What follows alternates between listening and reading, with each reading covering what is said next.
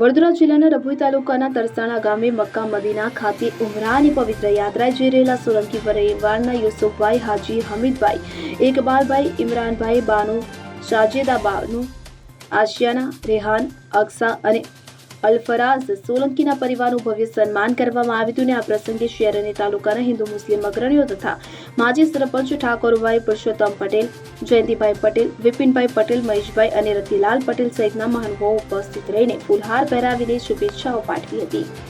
ફકીરા ખત્રી સાથે ડભોઈ. હવે જુઓ દેશ દુનિયાની તમામ ખબરો તમારી આંગળીના ટેરવે. ઉઠાવો મોબાઈલ અને ગૂગલ પ્લે સ્ટોર પરથી ડાઉનલોડ કરો અમારી CN24 ન્યૂઝ મોબાઈલ એપ.